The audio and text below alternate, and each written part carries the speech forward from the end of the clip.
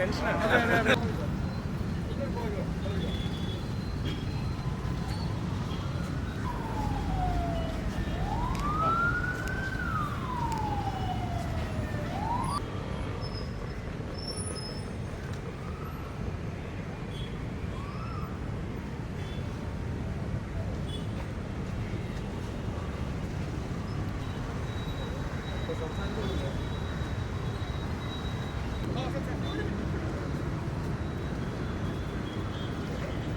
ഇവിടെ കൂടിയിരിക്കുന്ന നമ്മൾ എല്ലാവർക്കും ആദ്യം തന്നെ സ്വാതന്ത്ര്യ ദിന ആശംസകൾ. ഓൾ കേരള മെൻസ് അസോസിയേഷൻ്റെ എല്ലാ ഊർജ്ജസ്വലരായ പ്രവർത്തകർക്ക് നമ്മുടെ അജിത് ജി വളരെ കാര്യമായി ഇതിനുവേണ്ടി എഫേർട്ട് എടുക്കുന്നതും സർവോപരി ഇവിടെ കൂടി നിൽക്കുന്ന വനിതാരത്നങ്ങൾക്ക് ആദ്യം അവർക്കാണ് നന്ദി പറയേണ്ടത്. കാര്യം ഞങ്ങൾ പുരുഷന്മാരെ ഈ വിഷയത്തിൽ സഹായിക്കേണ്ടതും നമ്മളെ കൂടെ നയിക്കേണ്ടത് അവർ കൂടിയാണ്. ഇതൊരു പ്രസംഗവേദിയല്ല, ഒരു മിനിറ്റ് എടുത്ത് കാര്യം പറഞ്ഞു തീർക്കാം. ഒരു കാര്യം ഓർക്കുക, നിങ്ങളുടെ അച്ഛൻ, നിങ്ങളുടെ ഭർത്താവ്, നിങ്ങളുടെ മകൻ, നിങ്ങളുടെ സഹോദരൻ ജയിലിൽ നിന്ന് ഒരു വ്യാജ പരാതി അകലത്തിൽ മാത്രമാണ്. ഒന്നുകൂടെ പറയാം, നമ്മുടെ അച്ഛൻ, നമ്മുടെ സഹോദരൻ, നമ്മുടെ മകൻ, നമ്മുടെ ഭർത്താവോ അല്ലെങ്കിൽ നമ്മുടെ അടുത്ത സുഹൃത്തുക്കൾ, പുരുഷന്മാരായ സുഹൃത്തുക്കൾ ജയിലിൽ നിന്ന് ഒരു വ്യാജ പരാതി അകലത്തിൽ മാത്രമാണ്. അപ്പോൾ ആർക്ക് വേണമെങ്കിലും ഈ ദുര്യോഗം സംഭവിക്കാം. അങ്ങനെ നൂറുകണക്കിന് കേസുകൾ ഇന്ത്യയിലെ വ്യത്യസ്ത സ്ഥലങ്ങളിലും കേരളത്തിലും ഒക്കെ സംഭവിച്ചിട്ടുണ്ട്. അതൊക്കെ ഡീൽ ചെയ്യുന്നവരാണ് അജിത് സാറിനെ പോലുള്ളവർ, അല്ലെങ്കിൽ എന്നെ പോലുള്ളവർ. ഇവിടെ കൂടി നിൽക്കുന്ന എല്ലാവരും അത്തരം ഒന്നെങ്കിൽ ദുരനുഭവങ്ങൾ ഉള്ളവരാണ്, തങ്ങളുടെ സഹോദരങ്ങൾക്കോ മക്കൾക്കോ ഒക്കെ ദുരനുഭവങ്ങൾ ഉള്ളവരാണ്. ദീപിക ഭരദ്വാജ്, ഓർക്കേണ്ട ഒരു പേര് കൂടിയാണ് ഈ അവസരത്തിൽ. മാഡം ഇതിനെതിരെ ഒരു വളരെ വളരെ പ്രമുഖയായ വനിതാ ആക്ടിവിസ്റ്റാണ്. അവർ ദേശീയ തലത്തിൽ തന്നെ പോരാടുന്നതിൻ്റെ കാരണം വ്യക്തിപരമായ ദുരനുഭവം വരുമ്പോഴാണ്.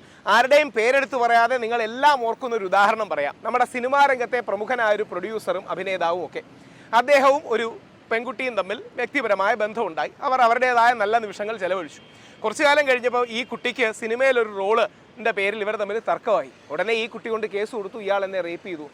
ആ വ്യക്തി എനിക്ക് വ്യക്തിപരമായി അറിയാം. അതുകൊണ്ടാണ് പുള്ളി ഇന്ത്യയുടെ വെളിയിൽ പോയി പുള്ളിയുടെ കയ്യിൽ നിന്ന് ദശലക്ഷക്കണക്കിന് രൂപയാണ് കോടതിയും കേസും ചിലവാക്കുന്നത്. എന്തുകൊണ്ടാണ്? ഈ കുട്ടിക്ക് അയാളോട് ദേഷ്യം തീർക്കണം. ഇത് നാളെ ആർക്ക് സംഭവിക്കാം? ഞാൻ അജിത് ജിയുടെ ഒരാൾ റെഫർ ചെയ്യും. നമ്മുടെ ടെക്നോ പാർക്കിൽ, ഞാനിപ്പോൾ ഒരു ഫ്ലാഗ് ഹോസ്റ്റിംഗ് പരിപാടി കഴിഞ്ഞിട്ട് വരികയാണ്. ടെക്നോ പാർക്കിൽ എൻ്റെ അടക്കം ഹെൽത്ത് ട്രെയിനറായി നിന്നിരുന്നൊരു പയ്യൻ, അവൻ മരീഡും അല്ല, ഈ പെൺകുട്ടി അവനും തമ്മിൽ ഇഷ്ടമായിരുന്നു. പിന്നീട് ഉടക്കി അവനെ പോലീസ് വ്യാജ പരാതിയൊന്നും അറസ്റ്റ് ചെയ്തു. അത് 2-3 വർഷം മുമ്പാണ്. ഇപ്പോൾ ഒരു 3-4 ആഴ്ച മുമ്പ് ടെക്നോ പാർക്കിലെ ഒരു പരിപാടിക്ക് അവനെ ഇവൻറ്റ് മാനേജ്മെൻറ്റ് കൊടുത്തു. അവസാന ദിവസം ടെക്നോ പാർക്കാർ ക്യാൻസൽ ചെയ്തു. കാര്യം ഗൂഗിളിൽ പേരടിക്കുമ്പോൾ നിൻ്റെ അറസ്റ്റും കാര്യങ്ങളുമാണ് പ്രധാനമായിട്ട് വരുന്നത്.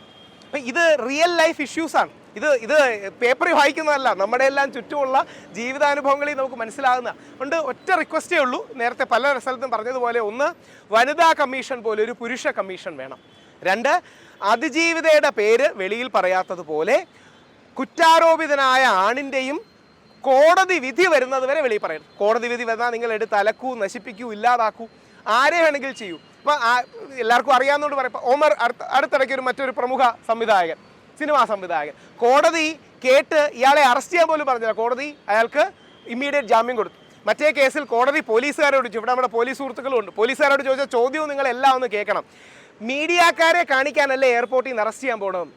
അതായത് ഈ മനുഷ്യൻ വിദേശത്ത് നിന്ന് ഇന്ത്യയിലേക്ക് വരികയാണ്. അപ്പം കോടതി, അതായത് രഹസ്യമായിട്ട് നമ്മൾ പരസ്പരം പറയല്ല, കോടതി പബ്ലിക് കോടതിയിൽ എല്ലാവരുടെയും ഫ്രണ്ട് വെച്ച് പോലീസുകാരോട് ചോദിക്കുകയാണ്, നിങ്ങൾ മീഡിയക്കാരെ കാണിക്കാൻ വേണ്ടിയല്ലേ എയർപോർട്ടിലോട്ട് അറസ്റ്റ് ചെയ്യാൻ പോകുന്നത്, അങ്ങനെ അറസ്റ്റ് ചെയ്യേണ്ട.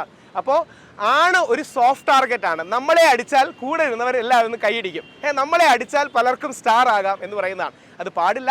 അപ്പോൾ ഈ സ്വാതന്ത്ര്യ ദിനത്തിൽ പുരുഷന്മാരുടെ സ്വാതന്ത്ര്യം കൂടി പ്രധാനമാണ്. ഇന്ത്യക്ക് സ്വാതന്ത്ര്യം കിട്ടി, പക്ഷേ പലപ്പോഴും ഇവിടുത്തെ സങ്കുചിതമായ നിയമങ്ങളിൽ നിന്ന് നമ്മൾ ആണുങ്ങൾക്ക് സ്വാതന്ത്ര്യം കിട്ടിയിട്ടില്ല.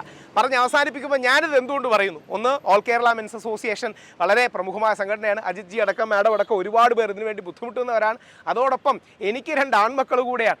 നാളെ അവനൊരു അഫെയറോ കാര്യങ്ങളോ വന്ന് തിരിഞ്ഞ് 1-2 വർഷം നന്നായി പോയി, അതിനുശേഷം ആ പെൺകുട്ടി നീ പണ്ട് മാരിറ്റൽ റേപ്പ് ചെയ്തു എന്നോ അല്ലെങ്കിൽ വേറെ എന്തെങ്കിലും ചെയ്ത് എൻ്റെ 2 ആൺമക്കൾക്കും കൂടെ വേണ്ടിയാണ് പറയുന്നത്. ഒരു കാലത്ത് നമ്മുടെ സിനിമയിലൊക്കെ നിനക്കൊക്കെ അമ്മയും പെങ്ങന്മാരും ഇല്ലേ എന്നാണ് വില്ലന്മാരോട് ചോദിച്ചിരുന്നത്.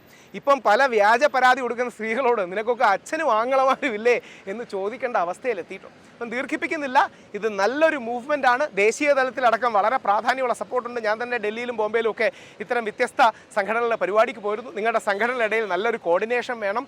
നിയമനിർമ്മാണത്തിലേക്ക് പോകാൻ നമുക്ക് കഴിയണം.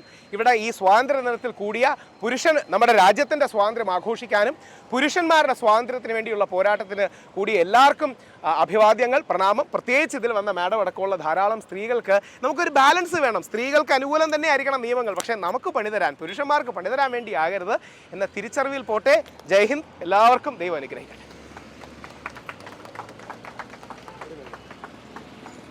തീർച്ചയായിട്ടും ഓൾ കേരള മെൻസ് അസോസിയേഷൻ്റെ നേതൃത്വത്തിൽ ഇത് മൂന്നാമത്തെ വർഷമാണ് നമ്മൾ ഇങ്ങനെ ഒരു റാലി സംഘടിപ്പിക്കുന്നത്. പുരുഷന്മാരുടെ നീതിക്ക് വേണ്ടി, പുരുഷന്മാരുടെ ഉന്നമനത്തിന് വേണ്ടിയിട്ട്, അവരുടെ വ്യാജ ഇതിൽ വന്ന ഭൂരിഭാഗം പേർക്കും വ്യാജ പീഡന പരാതികളുള്ളവരാണ്. ജയിലിൽ കിടന്നവരുണ്ട്. നിരപരാധികളായിട്ടുള്ളവരാണ് ജയിലിൽ കിടന്നിട്ടുള്ളവർ, കേസിൽ പോലും പ്രതികളല്ലാത്ത. ഈയിടയ്ക്ക് ഒരു പോക്സോ കേസുണ്ടായി, നമ്മുടെ ഒരു ജീമോൻ്റെ കേസ്. അതെന്തായിരുന്നു? വിചാരണ കൂടാതെ കോടതി പ്രത്യക്ഷത്തിൽ അദ്ദേഹത്തെ വിട്ടയക്കുകയാണ് ചെയ്തത്. അപ്പോൾ നമ്മൾ മനസ്സിലാക്കേണ്ടത്, ഇത്രയും വ്യാജ പരാതികൾ കുഞ്ഞുമക്കളെയൊക്കെ ഉപയോഗിച്ച് എന്ന് പറഞ്ഞാൽ സ്വന്തം കുഞ്ഞിനെ ഉപയോഗിച്ച്, അത് വളരെയധികം നമുക്ക് ചിന്തിക്കാൻ പോലും പറ്റാത്തതാണ്. സ്വന്തം പെൺമക്കളെ ഉപയോഗിച്ച് അമ്മമാർ ഭർത്താവിനെതിരെ എന്തെങ്കിലുമൊക്കെ വാക്കുതർക്കങ്ങൾ, ഏത് ഫാമിലിയിലും വാക്കുതർക്കവും വഴക്കവും ഒരു ബുദ്ധിമുട്ടൊക്കെ ഉണ്ടാവും. പക്ഷേ അതിന് സ്വന്തം കുഞ്ഞുങ്ങളെ അവരെ റേപ്പ് ചെയ്തു എന്നുള്ളൊരു സാഹചര്യം പറയുകയും പിന്നീട് അത് കോടതി വെറുതെ വിടുകയൊക്കെ ചെയ്യുമ്പോൾ, രാഹുൽജി പറഞ്ഞതുപോലെ പത്രമാധ്യമങ്ങളിലെല്ലാം ഇട്ട് അലക്കുകയാണ് പുരുഷൻ എന്ന് പറഞ്ഞു കഴിഞ്ഞാൽ.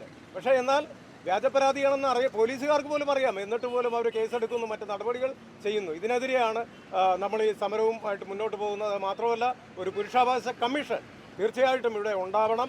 അത് എല്ലാ മേഖലയിലും സ്ത്രീകൾക്ക് ഏതൊക്കെ രീതിയിൽ സംരക്ഷണം കൊടുക്കുന്നു അത് വേണ്ട എന്നല്ല, പക്ഷേ പുരുഷന്മാർക്ക് കൂടി, നിരപരാധികളായിട്ടുള്ളവരെ കൂടി സംരക്ഷിക്കുവാനുള്ള സാഹചര്യം നമ്മൾ ഇന്ത്യയിൽ ഉണ്ടാവണം. തീർച്ചയായിട്ടും ദീർഘിപ്പിക്കുന്നില്ല. അടുത്ത ഒരു പരിപാടി ഒരു വരി കൂടി ആഡ് ചെയ്യുന്നുണ്ടല്ല, പുരുഷനെ കേസിൽ പിടിച്ച അപ്പം വലിയ വാർത്തയാണ്, പക്ഷെ വിട്ട വാർത്ത പോലും കൊടുക്കില്ല, ന്യൂസ് പോലും കൊടുക്കില്ല. അപ്പൊ ആരെങ്കിലും എടുത്തു നോക്കിയാൽ ഇവൻ എപ്പോഴും ജയിലിൽ തന്നെ നീ എപ്പോഴും എന്ന് ചോദിക്കുന്ന അവസ്ഥയാണ്. അത് തെറ്റ് തിരുത്താൻ പോലും മാധ്യമങ്ങൾ തയ്യാറല്ല എന്നുള്ളത്, അതിൽ വളരെയധികം ഖേദമുണ്ട്. തീർച്ചയായിട്ടും രാഹുൽജിയെ ഞാൻ ഇത് റാലി ഉദ്ഘാടനം ചെയ്യാൻ വേണ്ടിയിട്ട് ഞാൻ ക്ഷണിക്കുക. ഫ്ലൈയിങ് ആണോ? ഓക്കെ. അപ്പൊ നിങ്ങൾ ഓരോരുത്തരും, എല്ലാവരെയും എല്ലാം നിങ്ങളുടെ ഇതിലുണ്ട്, ഓരോരുത്തരെയും എല്ലാവർക്കും നന്ദി. അതെ അതെ, അവര് രാകേഷിന്റെ വൈഫുണ്ട്, എല്ലാവരോടും നല്ലൊരു എല്ലാവർക്കും അഭിവാദ്യങ്ങൾ കേട്ടോ. നടന്നോളൂ.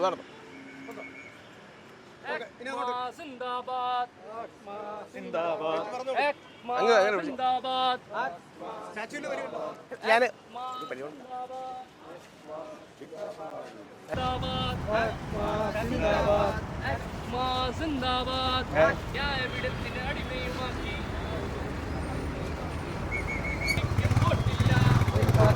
വോട്ടില്ല, സമത്വമെന്നൊരു പാഴ്വാക്കിന്റെ സിന്ദാബാദ്.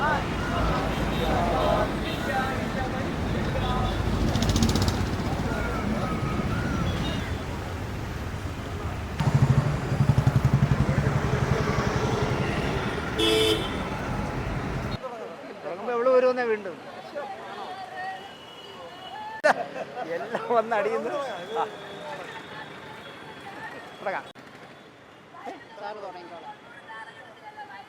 നമ്മൾ എന്താ പറയുക, ഇന്ത്യ സ്വതന്ത്രമായ ദിനമാണ്.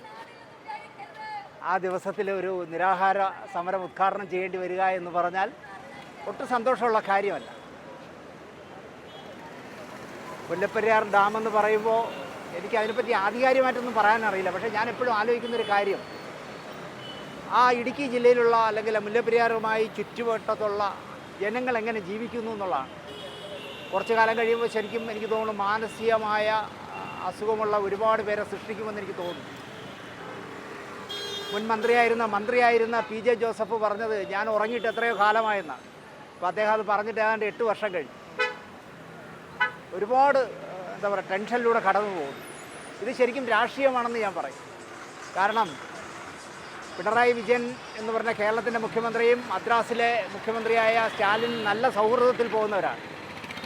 ഇപ്പോൾ മുല്ലപ്പെരിയാറിൽ നമ്മുടെ വയനാട്ടിൽ ഉരുൾപൊട്ടിയപ്പോൾ ആദ്യം സഹായം പരസ്യപ്പെടുത്തിയത് അദ്ദേഹമാണ്, സ്റ്റാലിനാണ്. പക്ഷേ മുല്ലപ്പെരിയാറിന് പകരം വേറൊരു ഡാം കെട്ടി ഈ പ്രശ്നം പരിഹരിക്കാമെന്ന് സ്റ്റാലിൻ പറഞ്ഞാൽ അവിടുത്തെ ADMK അടക്കം അല്ലെങ്കിൽ ഇന്ത്യ ഭരിക്കുന്ന BJP അടക്കം സ്റ്റാലിനെതിരാവും. അതുകൊണ്ട് സ്റ്റാലിൻ പേടിക്കും. ഇവിടെ ചിലപ്പോൾ എല്ലാ പാർട്ടിക്കാരും ഒന്നിച്ച് നിന്നെന്ന് വരാം, പക്ഷേ തമിഴ്നാട്ടിൽ നിൽക്കാൻ സാധ്യതയില്ല. നമ്മുടെ സംസ്ഥാനത്തുള്ള സ്ഥലത്തൊരു ഡാം കെട്ടിയിട്ട് നിങ്ങൾക്ക് എത്ര വെള്ളം വേണോ, ഇപ്പോൾ എത്ര തരുന്നോ അത്രയും തരാമെന്ന് പറഞ്ഞിട്ട് പോലും തമിഴ്നാടിന് സമ്മതിക്കാൻ പറ്റാതെ പോകുന്നത്, ഇപ്പോൾ കാവേരി കർണാടകയുമായിട്ടുള്ള പ്രശ്നം അതാണ്. ഇത് സംഭവിക്കുന്നത് എന്താണെന്ന് ചോദിച്ചാൽ രാഷ്ട്രീയമാണ്. സ്റ്റാലിൻ്റെ ഇരിപ്പിടത്തിനെ ഇളക്കാനുള്ള പണികൾ എതിർത്ത് നിൽക്കുന്നവർ നോക്കും. അപ്പോൾ അങ്ങനെയുള്ള ഒരു അവസ്ഥയിലൂടെ കടന്നു പോകുമ്പോൾ ഇപ്പം നമ്മുടെയൊക്കെ ഒരു കാറ് ഇതിലെ ഓടുന്ന ഒരു കാറ് 15 വർഷം കഴിഞ്ഞാൽ റോഡിൽ ഇറക്കാൻ പാടില്ല. അപ്പോൾ 100 വർഷമൊക്കെ കഴിഞ്ഞു പോയ ഒരു ഡാമിനെ എന്താ പറയുക നിലനിർത്തണം എന്ന് പറഞ്ഞ് തമിഴ്നാട് എന്തിനാണ് ബഹളമുണ്ടാക്കുന്നതെന്ന് മനസ്സിലാവുന്നില്ല. അതിൻ്റെ ചുറ്റും താമസിക്കുന്നവർ മാത്രമല്ല, 3.5 ജില്ല പോയി കിട്ടുമെന്നാണ് പറയുന്നത്. ആ ഡാമിന് എന്തെങ്കിലും സംഭവിച്ചാൽ കേരളത്തിൻ്റെ 3.5 ജില്ല കാണില്ല. തൃശ്ശൂരിൻ്റെ പകുതി, എറണാകുളം മുഴുവൻ, പത്തനംതിട്ട മുഴുവൻ, ഇടുക്കി മുഴുവൻ പോയി കിട്ടുമെന്നാണ് പറയുന്നത്. അപ്പോൾ ഇതിൽ എന്താ പറയുക, ആരെല്ലാം എന്തെല്ലാം ഫോഴ്സുകൾ ചെലുത്താമോ അതെല്ലാം ചെലുത്തണം. പക്ഷേ എവിടെ ചെലുത്താനെന്നുള്ളതാണ് പ്രശ്നം. ഇവിടുന്ന് ഇപ്പോൾ കേന്ദ്രത്തിൻ്റെ 2 മന്ത്രിമാരുണ്ട് കേരളത്തിൽ. മുല്ലപ്പെരിയാറിൽ ഈ വയനാട്ടിൽ ഈ ദുരന്തം സംഭവിച്ചിട്ട് നമ്മുടെ 6 അടി പൊക്കമുള്ള സുരേഷ് ഗോപി എന്തെങ്കിലും ഒരു തുറന്നൊരു അക്ഷരം പറഞ്ഞു. അപ്പോൾ ഇവരൊന്നും പോയി മുല്ലപ്പെരിയാറിന് വേണ്ടി സംസാരിക്കില്ല എന്നുള്ളത് വേറൊരു കാര്യം. എന്തായാലും മനസ്സിനെ വല്ലാതെ വേദനിപ്പിക്കുന്ന, തിരുവനന്തപുരത്ത് ജീവിക്കുന്ന നമ്മളെപ്പോലുള്ളവർക്ക് മാനസികമായി മുല്ലപ്പെരിയാർ എന്ന് ആലോചിക്കുമ്പോൾ ടെൻഷൻ ഉണ്ടെങ്കിൽ മുല്ലപ്പെരിയാറിൻ്റെ ചുറ്റും ജീവിക്കുന്ന പാവങ്ങളുടെ ഒരു അവസ്ഥ ആലോചിച്ചു. ആ ദുരിതകാലത്ത് ജീവിക്കുന്ന അല്ലെങ്കിൽ ദുരിത സ്ഥലത്ത് ജീവിക്കുന്ന ആ മനുഷ്യരോടൊപ്പം ഐക്യദാർഢ്യം പ്രഖ്യാപിക്കാനായി ഈ പുരുഷ എന്താ പറയുക സംഘടന നടത്തുന്ന ഈ എന്താ പറയുക ഈ നിരാഹാര സമരത്തിൽ ഒരു പങ്കാളിയാകാനും അതിൻ്റെ ഉദ്ഘാടനം നിർവഹിക്കാൻ എന്നെ വിളിച്ചതിലും ഒരുപാട് സന്തോഷം അറിയിച്ചുകൊണ്ട് എനിക്ക് മുല്ലപ്പെരിയാറിനെ കുറിച്ചൊക്കെ സംസാരിക്കുന്നത് ആധികാരികമായി ഒന്നും നമുക്ക് പറയാനറിയില്ല. സിനിമയെക്കുറിച്ചാണെങ്കിൽ പറയാം. അപ്പോൾ മുല്ലപ്പെരിയാറിൻ്റെ ഈ ഇഷ്യൂവിൽ ഈ നടക്കുന്ന നിരാഹാര സമരം ഒരു ആദ്യത്തെ ചുവടുവയ്പ്പാകട്ടെ, സർക്കാരിൻ്റെ കണ്ണ് തുറക്കട്ടെ. ഏത് രീതിയിലാണെങ്കിലും സുപ്രീം കോടതി പോലും ഇടപെടുന്നില്ല എന്നുള്ളതാണ്. സുപ്രീം കോടതി അടക്കം ഇടപെട്ട് ലക്ഷക്കണക്കിന് മനുഷ്യരുടെ ജീവൻ വെച്ചാണ് കളിക്കുന്നത് എന്നുള്ള ബോധത്തിൽ നിന്ന് എത്രയും പെട്ടെന്ന് മുല്ലപ്പെരിയാറിനൊരു ശാശ്വതമായ ഒരു പുതിയ ഡാം പണിയാനുള്ള അവസരം ഉണ്ടാകട്ടെ എന്ന് ആഗ്രഹിച്ചുകൊണ്ട് ഈ ഫംഗ്ഷൻ ഉദ്ഘാടനം ചെയ്തതായി സസന്തോഷം പറഞ്ഞുകൊണ്ട് ഞാൻ എൻ്റെ വാക്കുകൾ അവസാനിപ്പിക്കുന്നു. ജയ് ഹിന്ദ്. തീർച്ചയായിട്ടും നമ്മുടെ സന്തുള്ള ദിനേശ് സാറ്, അദ്ദേഹം സീരിയൽ സിനിമ ഡയറക്ടറാണ്. അദ്ദേഹം സംസാരിച്ച ഈ ഉദ്ഘാടനത്തിന് വേണ്ടി നമ്മുടെ ഈ മുല്ലപ്പെരിയാർ സമരം, കേരളത്തിലെ ആദ്യത്തെ ഈ സമരം, നമ്മുടെ ഈ പ്രഖ്യാപനം അതൊന്ന് ഉദ്ഘാടനം ചെയ്യാൻ അദ്ദേഹം വന്നതിൽ വളരെയധികം സന്തോഷമുണ്ട്. അതുപോലെ തന്നെ നമ്മുടെ വനിതാരക്തമായ പ്രിയ ഷൈന്, മറ്റ് നമ്മുടെ രാകേഷിൻ്റെ വൈഫ്, നമ്മുടെ മറ്റ് മെമ്പർമാർ എല്ലാവരും. മുല്ലപ്പെരിയാർ എന്ന് പറഞ്ഞാൽ ഇത് ഞാൻ നേരത്തെ പറഞ്ഞു, മുല്ലപ്പെരിയാർ അതിൻ്റെ നിർമ്മാതാവ് പറഞ്ഞിരിക്കുന്നത് 50 വർഷമാണ്. 50 അല്ലെങ്കിൽ ഏറിപ്പോയാൽ 60 വർഷമാണ് ഇതിൻ്റെ കാലാവധി. അപ്പോൾ ഈ 60 വർഷം കാലാവധി ഇത് ഉണ്ടാക്കിയ ഒരാൾ പറഞ്ഞിരിക്കുമ്പോൾ നമ്മുടെ സർക്കാരുകൾ കണ്ണടക്കുകയാണ്. ഇപ്പോൾ വർഷം 129 വർഷമാണ് മുല്ലപ്പെരിയാർ ഡാം പണിഞ്ഞിട്ട്. ആലോചിക്കണം. ഇപ്പോൾ ഏറ്റവും കൂടുതൽ ശ്രദ്ധ ചെലുത്തിയതെന്ന് പറഞ്ഞാൽ ഒരു ഉരുൾപൊട്ടൽ വന്നതുകൊണ്ട് മാത്രമാണ് ഇപ്പോൾ കേരളത്തിലെ ജനങ്ങൾ ഒന്ന് ഭയന്നു തുടങ്ങിയത്. ഒരു ഉരുൾപൊട്ടൽ വന്നപ്പോൾ ഒരു പഞ്ചായത്തിലെ 3 വീടൊഴികെ ബാക്കിയെല്ലാം ഒലിച്ചുപോയി. 500ഓളം പേര്, എത്ര പേര് മരിച്ചു എന്ന് പോലും നമുക്ക് വ്യക്തമായ കണക്കില്ല. നമ്മുടെ കേരളത്തിൽ മുൻകാലങ്ങളിൽ ഇങ്ങനെയുള്ള പ്രളയ കെടുതികളൊന്നും വന്നിട്ടില്ല. പക്ഷേ ഈ അടുത്ത കാലത്തായിട്ട് ഏതാനും ഒരു 7-8 വർഷത്തിനകത്ത് വെച്ചിട്ട് വെള്ളപ്പൊക്കം ഒരുപാട് പ്രശ്നങ്ങൾ ഇതിനകത്ത് വന്നിരിക്കുകയാണ്. കോവിഡ് മഹാമാരി വന്നു. കോവിഡ് നമ്മുടെ ലോകത്തെല്ലായിടത്തും, പക്ഷേ കേരളത്തിന് മാത്രമായിട്ട് വെള്ളപ്പൊക്കവും ഈ ഇതുപോലുള്ള ഉരുൾപൊട്ടലും ഒക്കെ വന്നിരിക്കുകയാണ്. ഇനി നമ്മുടെ ഈ മുല്ലപ്പെരിയാർ ഡാം പൊട്ടിക്കഴിഞ്ഞാൽ അനുബന്ധിച്ചിട്ടുള്ള 3 ബേബി ഡാമുകൾ പൊട്ടും. അത് പൊട്ടിക്കഴിഞ്ഞാൽ 3 ജില്ല പൂർണ്ണമായിട്ടും നശിക്കും, 3 ജില്ലകൾ ഭാഗികമായിട്ടും നഷ്ടപ്പെടും. അപ്പോൾ 6 ജില്ലയാണ്. നമ്മളൊന്ന് ആലോചിക്കണം. ഇവിടെ ഒരു പഞ്ചായത്ത് പോയപ്പോൾ എന്തായിരുന്നു നമ്മുടെ സ്ഥിതി, എത്ര ജീവൻ പോയി. ഇത് നമ്മൾ ശ്രദ്ധിച്ച് നമ്മൾ ഒരുമിച്ച് ഇതൊരു വ്യാപകമായിട്ട് കേരളത്തിലെ ജനങ്ങൾ മൊത്തം തെരുവിലിറങ്ങി. അതുപോലെ തന്നെ സാറ് പറഞ്ഞതുപോലെ തമിഴ്നാട് മുഖ്യമന്ത്രി, നമ്മുടെ സഹോദര സ്റ്റേറ്റാണ് നമ്മുടെ തമിഴ്നാടെന്ന് പറയുന്നത്. തമിഴ്നാട്ടിലെ മുഖ്യമന്ത്രി സ്റ്റാലിൻ, നമ്മുടെ മുഖ്യമന്ത്രി പിണറായി വിജയൻ, ഇവർ രണ്ടുപേരും സഹോദരങ്ങളെ പോലെ, ജ്യേഷ്ഠാനുജന്മാരെ പോലെ കഴിയുകയാണ്. വളരെ സന്തോഷമുള്ളൊരു കാര്യമാണ്. പക്ഷേ ഇവർ രണ്ടുപേരും ഒത്തൊരുമിച്ച് ഇതിനൊരു ചർച്ച ഉണ്ടാക്കിയാൽ തീർച്ചയായിട്ടും ഇതിനൊരു പരിഹാരം കാണാൻ പറ്റും. തമിഴ്നാടിന് വെള്ളമാണ് ആവശ്യമെങ്കിൽ കേരളത്തിന് കേരളത്തിൻ്റെ മക്കളുടെ ജീവനാണ് വലുത്. അപ്പോൾ ഇത് രണ്ടും സംരക്ഷിക്കപ്പെടണം. അതാണ് നമ്മുടെ ആവശ്യം. തമിഴ്നാടിന് വെള്ളവും വേണം, മലയാളികളുടെ ജീവനും സംരക്ഷിക്കപ്പെടണം. അതുകൊണ്ട് ഇതൊരു കൂട്ടുത്തരവാദിത്തോടു കൂടി ഒരു പുനർനിർമ്മിക്കുക, ഒരു നല്ലൊരു ഡാം, ഇന്നത്തെ ടെക്നോളജികൾ വെച്ചിട്ട് നല്ലൊരു ഡാം പണിയുക എന്നുള്ളതാണ് ഇതിൽ ചെയ്യേണ്ടത്. പണ്ട് കാലത്തെ സിമൻ്റ് ഒന്നും ഇല്ലാതിരുന്ന കാലഘട്ടത്തിൽ സുർക്കി മിശ്രിതം വെച്ചിട്ടാണ് ഈ ഡാം പണിഞ്ഞിരിക്കുന്നത്. അതിൽ ചോർച്ചയുണ്ട്. സുർക്കി മിശ്രം ഒരുപക്ഷെ അന്നത്തെ നിർമ്മാതാവ് ഈ 50 വർഷം പറഞ്ഞിരിക്കുന്നത് തന്നെ ഇത് 50 വർഷം കഴിയുമ്പോൾ അത് ഒലിച്ചു പോകുമെന്നുള്ള അദ്ദേഹത്തിന് അറിയാം. ആ കാഴ്ചപ്പാടുള്ളത് കൊണ്ട് തന്നെയാണ്. അതുകൊണ്ട് തന്നെയാണ് ഇവിടെ ഇപ്പോൾ ചോർച്ചയുള്ളത്. സുർക്കി മിശ്രം ഇപ്പോൾ അവിടെ ഇല്ല, വളരെ കുറവേ ഉള്ളൂ. എല്ലാം ഒലിച്ചു പോയി വിള്ളലുകൾ വന്നിരിക്കുകയാണ്. പിന്നെ ഇതിലുള്ളതെന്ന് പറഞ്ഞാൽ കരിങ്കൽ പാളികളാണ് ഈ കൂട്ടിയിട്ടാണ് ഇത് ഡാം നിർമ്മിച്ചിരിക്കുന്നത്. നമ്മുടെ ഇവിടുത്തെ കോട്ടകളൊക്കെ കിഴക്കേ കോട്ട, പണ്ടത്തെ രാജ കൊട്ടാരങ്ങൾ ഒക്കെ പണിഞ്ഞിരിക്കുന്ന കരിങ്കൽ കോട്ട ഈ ചീളികളിലാണ്. അപ്പോൾ അതുപോലെയാണ് ചെയ്തിരിക്കുന്നത്. ഓക്കെ, അതൊരു ബലമുണ്ട് നമുക്ക് പറയാം.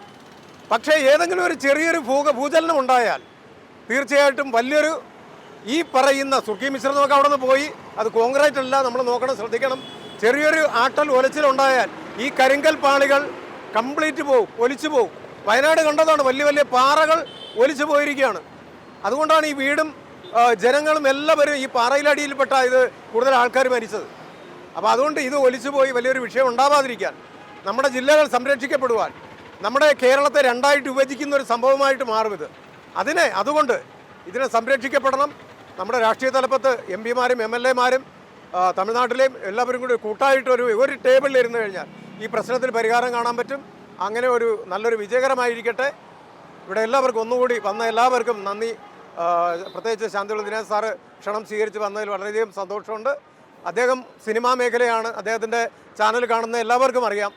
നല്ല രീതിയിൽ ഫിലിം ഫീൽഡിൽ എന്ത് നടക്കുന്നുവെന്നും എനിക്ക് ഒരുപാട് അറിവ് കിട്ടിയിട്ടുള്ളതും, പിന്നെ അദ്ദേഹത്തിൻ്റെ ചില്ലുവിളക്ക് എന്ന് പറയുന്ന സിനിമയിൽ ഞാനൊന്ന് ചില്ലുവിളക്ക് എന്ന് പറയുന്ന സീരിയൽ 10-20 വർഷം മുന്നേ, അത് അദ്ദേഹത്തിന് അറിയില്ല. പക്ഷേ അതിൽ വെച്ച് ഞാനൊരു കാര്യം കൂടെ പറയാം. ഞാൻ എന്തുകൊണ്ട് ശാന്തിവിള ദിനേശ് സാറിനെ പല കാര്യങ്ങളിലും വിളിക്കുന്നു, അദ്ദേഹത്തോട് എനിക്കൊരു ബഹുമാനമുണ്ട്. എന്നെ പോലെ വെട്ടിത്തുറന്ന് എന്ത് കാര്യവും പറയുന്ന ഒരു വ്യക്തി, ശരിയായിട്ടുള്ള കാര്യം, വിമർശനം എല്ലാവർക്കും ഉണ്ട്. എനിക്കെതിരെ ഒരുപാട് വിമർശനം പറയുന്നു, സാറിനെതിരെയും പറയുന്നുണ്ട്. സാറിനെതിരെ വലിയ പ്രശ്നങ്ങളൊക്കെ ഉണ്ടായിട്ടുണ്ട്. പക്ഷേ ആരുടെ മുഖത്ത് നോക്കിയും എന്തും തുറന്നു പറയുവാൻ, തെറ്റായിട്ടുള്ള കാര്യങ്ങൾ തുറന്നു പറയുവാനുള്ള ആർജവം കാണിക്കുന്ന ആണത്വമുള്ളൊരു വ്യക്തി ആയതുകൊണ്ടാണ് അദ്ദേഹത്തെ എനിക്ക് ഒരു ബഹുമാനവും സ്നേഹവും ഉള്ളത്.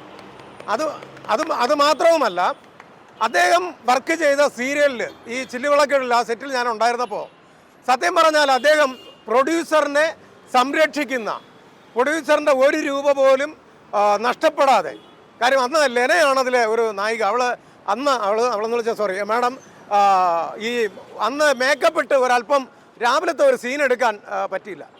അദ്ദേഹം വളരെയധികം ക്ഷോഭിച്ചുകൊണ്ട് ആ സീൻ എടുത്തില്ല. കാര്യം ഒരു മേക്കപ്പ് ഇട്ട് ഇറങ്ങിയില്ല സമയത്തിന്. ആ പ്രൊഡ്യൂസറോട് അദ്ദേഹം വിളിച്ച് പറഞ്ഞതായിട്ട് അദ്ദേഹം തന്നെ അന്ന് പറഞ്ഞു, സെറ്റിൽ 10,000 രൂപയുടെ നഷ്ടം ഇപ്പോൾ വരുത്തിയിരിക്കുകയാണ്, ഞാൻ പ്രൊഡ്യൂസറോട് വിളിച്ച് പറഞ്ഞു വന്ന്. മനസ്സിലാക്കണം, അത്രയേറെ ആത്മാർത്ഥമുള്ളൊരു വ്യക്തി. വർക്കിനോട് കാണിച്ച ആ ഒരു ഭയങ്കരമായിട്ടുള്ള ആത്മാർത്ഥത ഇന്ന് ഒരു ഫീൽഡിലുമില്ല. ഇപ്പം നമ്മുടെ സംഘടനയിലുള്ളവർക്ക് പോലും ആത്മാർത്ഥത കുറവെന്ന് ഞാൻ പറയും. ഏതൊരു ഫീൽഡിലും മറ്റൊരാളുടെ കാശ് കൊണ്ട് അല്ലെങ്കിൽ മറ്റൊരാളുടെ സമയം വേസ്റ്റാക്കി നമ്മളൊരു കാര്യം ചെയ്യുമ്പോൾ അതിൽ ആത്മാർത്ഥതയാണ് വലുത്. വളരെ പെട്ടെന്ന് ആത്മാർത്ഥതയോടുകൂടി എന്ത് കാര്യം ചെയ്യുന്ന അദ്ദേഹത്തിന് അതുകൊണ്ടാണ് അദ്ദേഹത്തെ ഞാൻ പല കാര്യങ്ങളും വിളിക്കുകയും എനിക്കൊരു ബഹുമാനവും സ്നേഹവും എപ്പോഴും എനിക്ക് അദ്ദേഹത്തോടുള്ളത്. അതുകൊണ്ട് അദ്ദേഹത്തോട് ഞാൻ ആദരപൂർവ്വം അദ്ദേഹത്തെ തുടർന്നും ശക്തമായിട്ട് ഇതുപോലെ തെറ്റുകളെ കണ്ടാൽ അത് ചൂണ്ടിക്കാണിക്കുവാനും ശക്തമായിട്ട് പ്രതികരിക്കുവാനും ഇനിയും ആയുസ്സും ആരോഗ്യവും ബലവും അദ്ദേഹത്തിന് ദൈവം തമ്പുരാൻ കൊടുക്കട്ടെ എന്ന് പ്രാർത്ഥിക്കുന്നു. അതോടൊപ്പം ഇത് ഉദ്ഘാടനം ചെയ്യാമെന്നതിൽ വളരെയധികം നന്ദി. ജീവൻ ത്യജിച്ച് നമുക്കൊക്കെ സ്വാതന്ത്ര്യം നേടിത്തന്ന രക്തസാക്ഷികൾക്ക് പ്രണാമം അർപ്പിച്ചുകൊണ്ട് ഓൾ കേരള മെൻസ് അസോസിയേഷൻ്റെ സ്വാതന്ത്ര്യ ദിനാശംസകൾ ലോകത്തിന് നേരുകയാണ്. ഈ ഓൾ കേരള മെൻസ് അസോസിയേഷൻ്റെ സംസ്ഥാന പ്രസിഡന്റ് വട്ടിയൂർ അജിത് കുമാർ സാർ എന്ന പുരുഷനും കലാരംഗത്തും സാംസ്കാരിക രംഗത്തും സൂര്യ തേജസ്സായി നിന്നുകൊണ്ട് അനീതിക്കെതിരെ നട്ടെല്ലോടെ ശബ്ദമുയർത്തുന്ന ശാന്തിവിള ദിനേശൻ ചേട്ടൻ എന്ന പുരുഷനും നടുവിൽ ഇങ്ങനെ നിൽക്കുമ്പോൾ ഒരു സ്ത്രീ എന്ന നിലയിൽ എനിക്കേറെ അഭിമാനമുണ്ട്. ഇന്ന് സ്വാതന്ത്ര്യ ദിനമാണ്. ഈ സ്വാതന്ത്ര്യ ദിനത്തിൽ നമ്മളൊക്കെ, ഞാനും നിങ്ങളും ഉൾപ്പെടെ എല്ലാവരും ആശങ്കാജനകമായ ഒരു അന്തരീക്ഷത്തിലൂടെയാണ് പോയിക്കൊണ്ടിരിക്കുന്നത്. വയനാട്ടിൽ സംഭവിച്ച ഈ ദുരന്തം ആവർത്തിക്കപ്പെടുമോ? ജനങ്ങൾ എന്തു ചെയ്യും? സമയോചിതമായ ഇടപെടലുകളാൽ രാഷ്ട്രീയ രംഗത്തുള്ള അധികാരികൾ ഈ നിയമം സംരക്ഷിച്ചുകൊണ്ട് എൻ്റെയും നിങ്ങളുടെയും ഒക്കെ ജീവന് വില കൽപ്പിക്കുന്നുവെങ്കിൽ തീർച്ചയായും മുല്ലപ്പെരിയാർ അണക്കെട്ട് സംരക്ഷിക്കാൻ അവർ മുന്നോട്ട് വരികയും ജനങ്ങളുടെ ജീവന് വില കാണുകയും ചെയ്യും എന്നതാണ് ശരിയായ കാര്യം.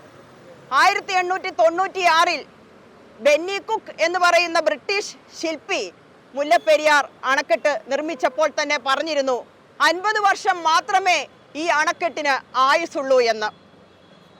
കാലചക്രം തിരിയുമ്പോൾ മൂല്യച്യുതി സംഭവിക്കുക, അതിന് വളരെയധികം ബലക്ഷയം ഉണ്ടാകുക, സുർക്കി മിശ്രിതം കൊണ്ട് നിർമ്മിച്ച ആ മിശ്രിതം ഒലിച്ചുപോയി, അതൊരു ആശാജനകമായ ഒരു ജലബോംബായി എൻ്റെയും നിങ്ങളുടെയും ഒക്കെ മനസ്സിൽ ഒരു വലിയ ദുരന്തം സൃഷ്ടിക്കും എന്ന ഭയം കൊണ്ട് നമ്മളൊക്കെ ചത്തതിനൊപ്പമേ ജീവിച്ചിരിക്കൂ എന്ന നിലയിലാണ്.